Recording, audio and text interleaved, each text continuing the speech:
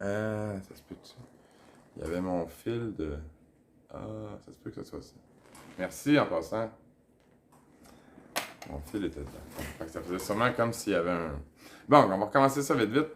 En gros, merci les amis d'avoir dit qu'il n'y avait pas de son. Donc, je suis toujours en vie, comme j'ai dit. Bon, je vais dire d'autres choses que je n'ai pas dit de toute façon. Vous pouvez... Merci beaucoup en passant les amis. Vous pouvez aussi aller voir mes autres vidéos, les premiers, pour comprendre, là, parce que c'est comme un peu une démarche. Là. Bon, au début, j'ai bu de l'eau avec des virus dedans. Bon, des virus. Il n'y a pas de virus, c'était surtout sale et dégueulasse, là, bien sûr. Là. Bon, mais c'était surtout pour prouver aux gens que, bon, si dans ma tête, c'était pas clair qu'il n'y avait pas des virus, c'est ça, bon, vous comprenez, ben, j'aurais pas fait ça. J'aurais peur d'avoir l'herpès, j'aurais peur d'avoir le sida, peu importe, là. J'ai tout le temps eu peur d'avoir l'herpès. J'ai tout le temps eu peur d'avoir ça, de pogner ça avec des. Peu importe où. Avant que je sache que finalement, il n'y a pas de virus. Bon, on va en reparler plus tard, là, c'est quoi l'herpès au bout du compte. J'ai tout le temps eu peur, là. Fait que je comprends le monde, là, c'est normal. Il faut que je sois plus patient aussi, là. J'ai été un petit peu impatient ces temps, c'est normal. C'est quelque chose de complètement.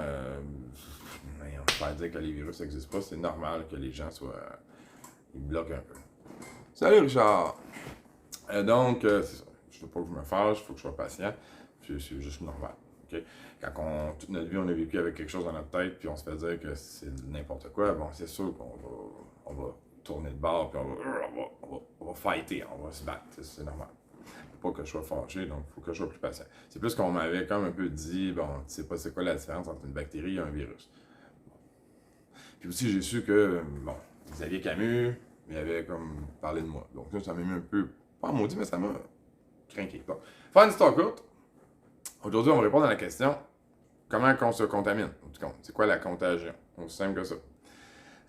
Pour ça, ça va résumer, ça va être plus simple. Donc, on va répondre à cette question-là. Premièrement, il faut se dire qu'on n'a jamais réussi à. Il y a beaucoup d'expériences depuis 100 ans à peu près, depuis la Première Guerre mondiale, 100 ans à peu près, qui ont essayé de toutes les façons de transmettre des virus. La grippe espagnole, notamment. La fameuse grippe espagnole qui fait peur à tout le monde.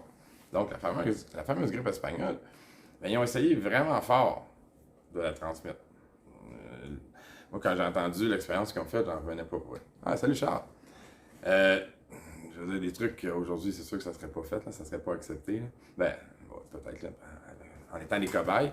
Mais en gros, il avait pris 100 personnes en bonne santé, puis il avait pris des tissus de malades. Là, en gros, bon, avec un Q-tips, là, il pognait du liquide de yeux, du liquide nasal, du liquide de bouche, puis il mettait ça, carrément, sur des gens en bonne santé.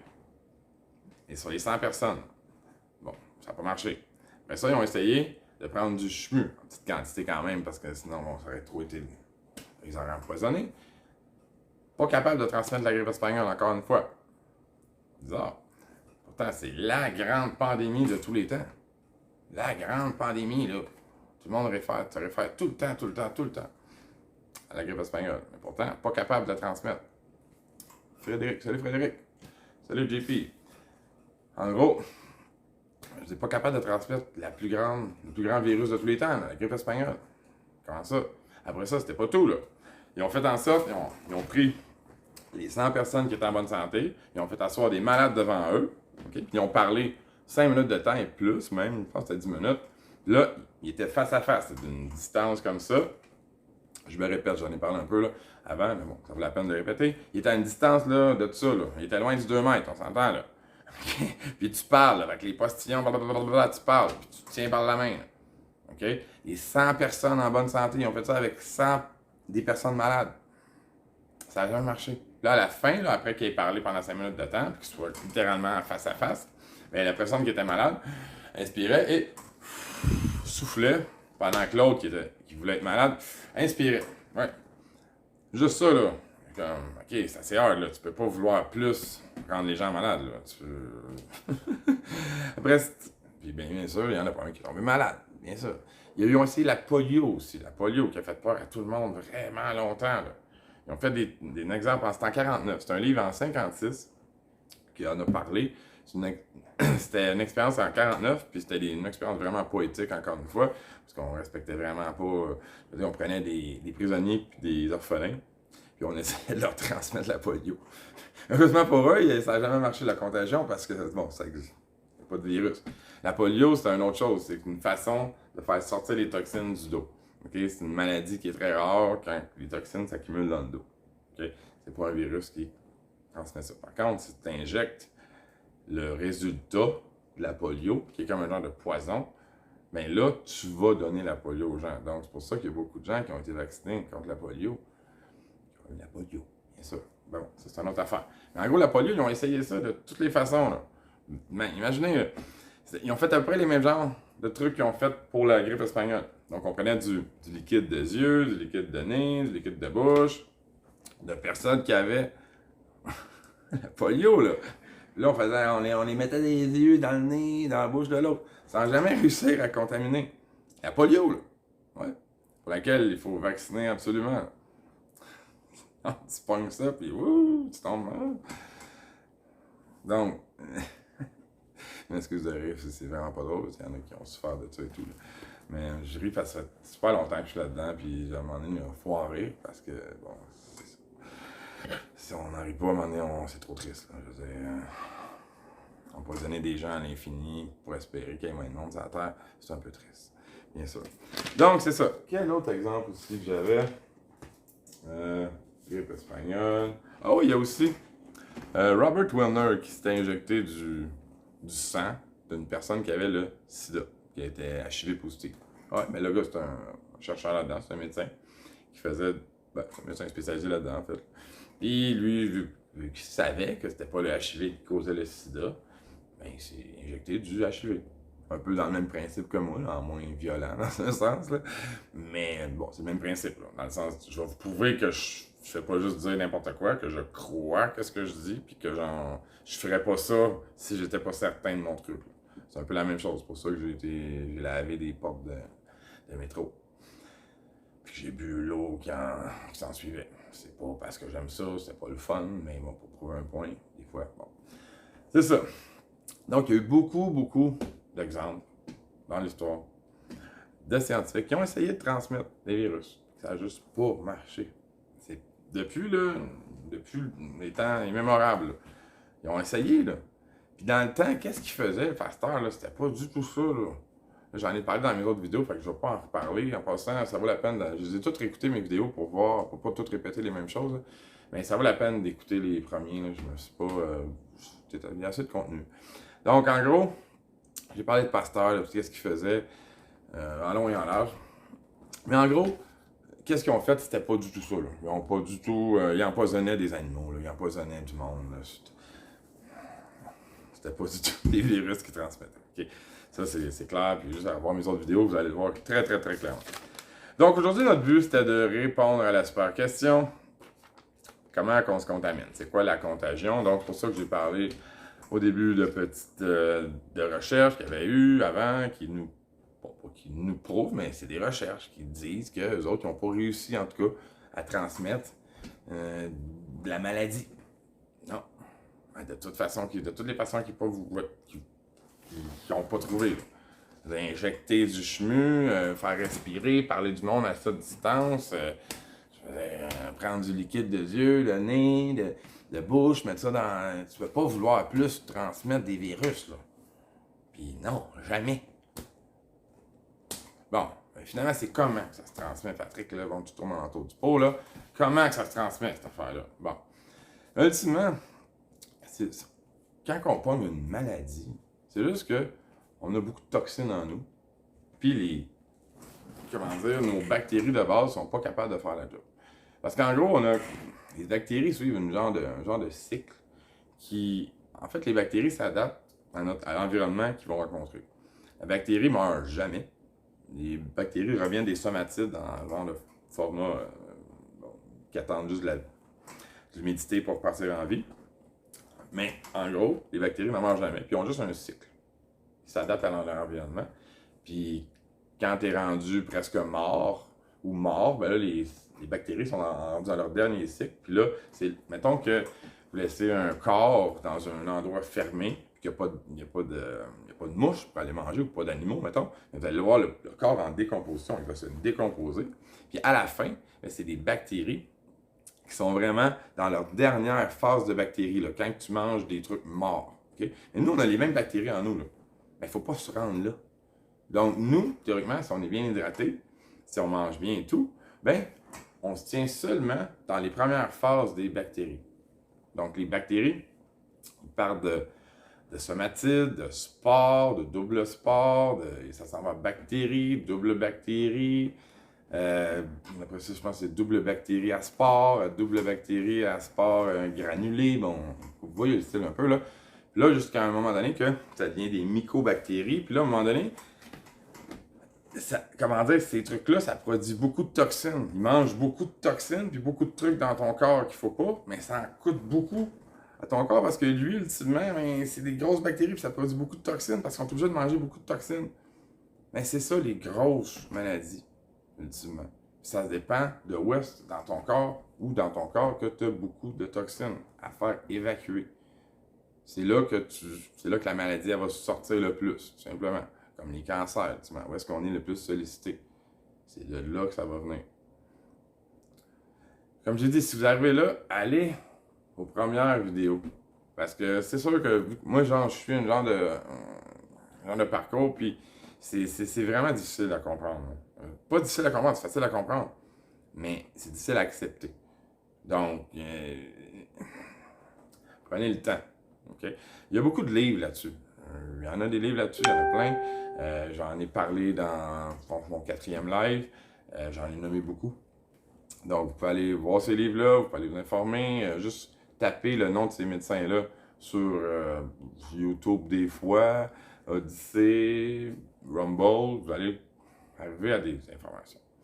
Donc, OK, je vais répondre à la question. Finalement, OK. Donc, il y a d'autres petits trucs aussi là, qu'on peut penser, qui peuvent nous aider à réaliser que ouais, c'est pas vraiment logique cette affaire-là des virus. Là. Des fois, c'est ça aussi. Là. C'est comme dans le temps, le fameux scorbut. Là. Il pognait le scorbut. Ah, là, bon, on a entendu, c'est parce qu'il manquait de vitamine C. C'est logique. Ouais, c'est logique. Mais de où est-ce qu'il viendrait le scorbut? Les gars, ils partent au début, il n'y a pas de scorbut, là. Puis le scorbut, il pogne après 1 mois de bateau, là. Serais-tu parce que c'est un genre de maladie qui fait en sorte que ça fait sortir les toxines, puis quand t'as pas de vitamine C, ben c'est ça qui arrive dans le corps. Puis en plus, imaginez en bateau, il devait pas être très bien hydraté, là. Les gars, là, ça devait pas... on s'entend, là. Fait que c'est sûr qu'ils sont malades tôt ou tard. Donc, quelqu'un me parle de ça, là. Ben, le scorbut, ben oui, c'est pas logique, là. Il arrivait d'où le scorbut? Ben oui. Mais il y en a beaucoup d'exemples comme ça. T'as un nombre de places dans le corps, dans le monde, je veux dire, que les gens ont pogné le virus. Il y avait des places là, dans le nord, j'en ai déjà parlé de ça, je ne vais pas m'éterniser là-dessus. Les gens ont pogné le COVID, là. Puis il n'y avait pas mathématiquement. C'est des gens isolés, là. Là, à un moment donné, hein, d'où est-ce que ça vient, cette affaire-là? Mathématiquement, ça se peut pas. Fait que là, c'est pour ça qu'ils prônent beaucoup, ils poussent beaucoup l'idée du 14 jours d'incubation. Comme ça, dans la tête du monde, ah ben là, 14 jours, ça justifie, ça se peut que j'en sois asymptomatique. Des trucs cons comme ça. C'est comme ça qu'ils peuvent expliquer leurs mensonges. Avec des genres d'autres mensonges, là, les asymptomatiques qui transmettent les virus. Donc, OK. Faut que je suive ma ligne directrice. Ah oui, aussi, en Première Guerre mondiale, ça c'est un autre bon exemple. La grippe espagnole, à une époque où est-ce qu'il n'y avait pas d'avion, on s'entend, là, en Première Guerre mondiale, pas d'avion, le transport quand tu traverses l'océan, c'est en bateau, c'est pas en cigarette boat, on s'entend, là. Donc, les moyens de transport à cette époque-là, en gros, c'est bateau puis cheval, là. Bon, oui, il y avait des autos, là, mais bon. Fait qu'en gros, comment que des gens en Afrique du Sud peuvent attraper la grippe espagnole en même temps que quelqu'un au Kansas? Parce que c'est arrivé en passant. Donc, comment que ça se peut? J'ai parlé à du monde, un biologiste l'autre fois, puis il m'a dit, ah, salut Pierre-Luc. Il m'a dit, ah, ben c'est normal, il y a des générations spontanées. Quoi? Mais une génération spontanée de virus? Ben, ça ne respecte pas du tout la théorie des germes. Explique-moi ça. Puis là, il buguait. Ouais, j'ai été voir la ligne du Canadien à un moment donné, puis là, j'ai parti une discussion avec un gars là-bas qui était doublement vacciné. C'est pas gentil, puis tout, mais c'est ça. Bon. Et bon, c'est sûr qu'il était fermé. Le gars était biologiste, puis il pouvait pas s'imaginer que, bon, vous voyez un peu le genre, quand on étudie toute notre vie là-dedans, c'est difficile de comprendre. Quand c'est notre job, c'est comme on peut pas demandez pas un microbiologiste ou un virologue si les virus existent. Là. C'est sûr qu'il va dire ben oui, c'est évident, là, faut être capable, faut dire que non. Parce qu'on est rendu tellement loin dans le mensonge que les gens ne reviennent plus au début. C'est aussi simple que ça. Là. Parce qu'allez voir mes autres vidéos au pire, vous allez voir, j'explique très bien. Bon, Pasteur, Koch, les fondateurs, c'était juste n'importe quoi. Là. C'était juste n'importe quoi. C'était de la science de sorcière. Les sorcières, quand on écoute des bonhommes animés, je m'excuse, sont plus rigoureuses que les autres. C'est juste n'importe quoi. Ok, donc faut que je boucle la boucle. Donc c'est ça. Ok, quelque chose d'important aussi à comprendre. Les épidémies. Ok, comme oui, il y en a eu des épidémies. Il y a eu des épidémies dans le monde. Mais est-ce que c'était des épidémies qui étaient dues à des virus? C'est ça ultimement qu'il faut déterminer. Parce que, bon, comment ça se fait que la grippe espagnole, on ne peut pas la transmettre du tout? Zéro, là. Mais c'est une épidémie, théoriquement. Une pandémie même. Hein? Je comprends pas. On a essayé de par toutes les façons de la transmettre. Ça marche pas. Je comprends pas. Donc, il y a vraiment quelque chose là, qui fait en sorte que ça prend une autre explication.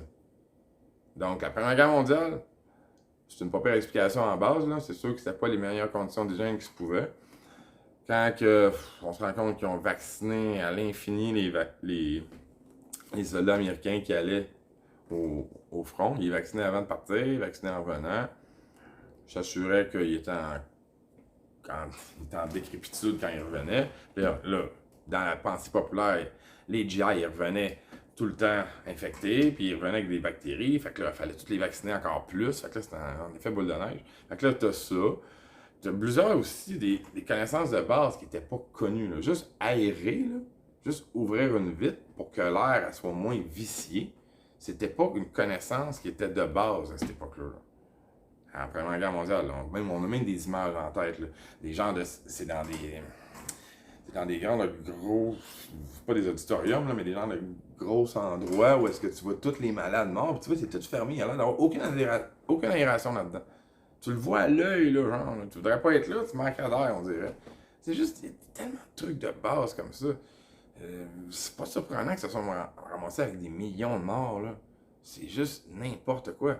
Puis bon, il y a d'autres explications aussi. Il y a un gars dénommé Arthur Furstenberg qui a écrit The Invisible Rainbow.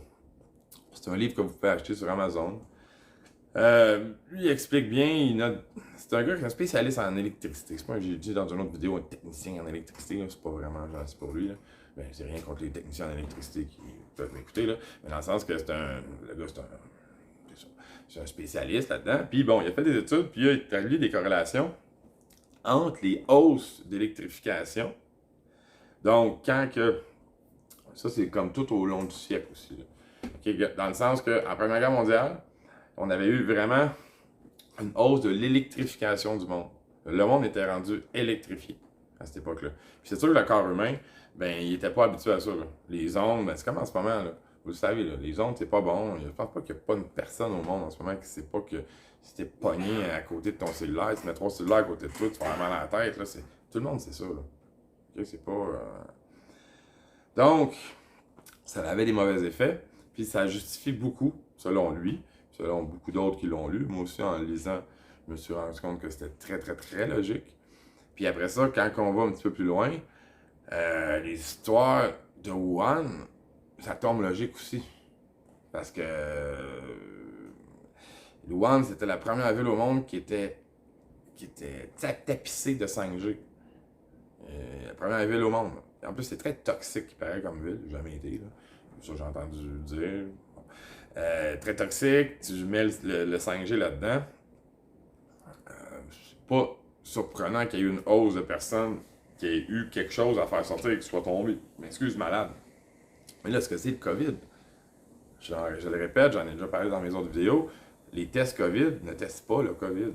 Pour faire une histoire courte, le COVID, ils l'ont isolé d'une façon complètement clandestine. C'est pas le COVID qu'on a isolé, j'en ai parlé beaucoup dans mes autres vidéos. Mais en gros, le COVID, c'est une invention dans un ordinateur. Fait que quand tu testes avec ça, c'est juste n'importe quoi. Là. Fait que eux autres, au bout du compte, qu'est-ce que ça cherche? J'en ai trop parlé, je vais pas parler des mêmes choses, mais ça veut matcher des séquences de ARN, en fait. C'est pas de l'ADN, c'est de l'ARN que ça veut mixer. Puis au bout du compte, qu'est-ce que ça veut faire? C'est que ça veut trouver un match entre une séquence d'ADN puis une autre séquence d'ADN. Fait que tu sais, je veux dire, quand le monde tombe malade, parce qu'il y a des hausses, peu importe, qu'il y a des ondes, il y a plus d'ondes, ou plus n'importe quoi, ben, tu t'es testes avec le test COVID. Mais il y a des bonnes chances, là, tu vas tomber, tu vas faire fitter les codes d'ARN. C'est normal, là. Genre, c'est pas parce que la personne a une nouvelle maladie, c'est juste que tu as un nouveau test qui te dit une nouvelle affaire. C'est juste ça. Le test, puis en passant, vous le savez, je pense, là, la plupart du monde savent ça, il n'y a plus d'influenza. Ils ont arrêté de tester pour l'influenza. À partir de mars, là, ici, on a reçu des nouvelles directives, là, les hôpitaux. Ben ouais, imaginez, là. Arrêtez de tester. Je pense qu'il n'y a même plus de tests disponibles là, pour l'influenza. Puis tu as juste des tests pour la COVID. Fait que tu as juste des tests pour la COVID pour tester le monde. Fait que, ben ouais, ça va avoir du monde qui va avoir la COVID. Ben ouais, mais c'est au Wisconsin, c'est le monde qui aurait eu la grippe, là. Tu testes plus pour la grippe. Là, ça se transforme en COVID. Aux États-Unis, là, d'habitude, il y a 38 millions de personnes qui ont l'influenza par année. Ouais, d'habitude, en 2019. C'était ça les chiffres. 38 millions. En 21, en 2020, je veux dire, pendant la pandémie, 2000, même pas en fait, moins de 2000. Ouais, moins de 2000 personnes auraient eu l'influenza. L'influenza a disparu. Là, j'ai déjà entendu, ah ben c'est à cause des mesures. Ben ouais, hein. Faut être naïf pour se dire ça. Mais non, ils ont juste plus de tests. Ils testent plus pour ça. Puis sûrement que les 2000 au début, là, mais c'était du monde qui ont été testés au début dans l'année, avant qu'il y ait le genre de politique qui disent d'arrêter de tester pour l'influenza, puis qu'on commence à tester pour le COVID. Ça doit être ça, là. Ben oui, est-ce qu'ils ont arrêté de tester pour l'influenza? Donc, il faut quand même comprendre. Il y a plusieurs niveaux là-dedans. Je ne vais pas me répéter, là. J'en ai parlé beaucoup dans mes autres. C'est juste qu'il faut combattre tout ce qu'on s'est fait ancrer dans notre tête. C'est surtout ça, là. C'est juste dans les films. J'avais déjà vu des films quand j'étais jeune, là. Puis là, ah ben oui, là, c'était quoi? Donc, Pandémie, le film s'appelait de même, ça. Épidémie ou. Puis là, en gros, là, c'était un singe qui était à la source de tout, là. Puis là, il fallait trouver le singe, là, puis l'amener pour développer l'antidote. Et là, puis là, c'était ça, là. Puis là, c'était. Si t'avais pas le singe, t'étais fait. Parce que lui, c'était le premier hôte. Puis là, fait que là, tout ça, ça reste dans notre tête. Puis là, on s'imagine que les virus, ça vient vraiment d'un bout, dans quelque part. Puis que là, ça suit.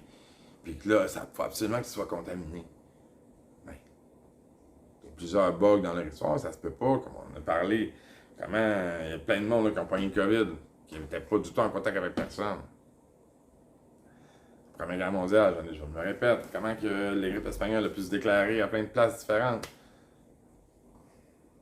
Alors que c'est le bateau puis le cheval, en gros, le moyen de transport principal. Je veux dire, salut François! What's up? Donc en gros, tu sais, ultimement, pour vraiment être convaincu, il va falloir que vous ayez faire vos recherches. Là. C'est sûr que, surtout que là, j'ai pas de support visuel, j'ai pas.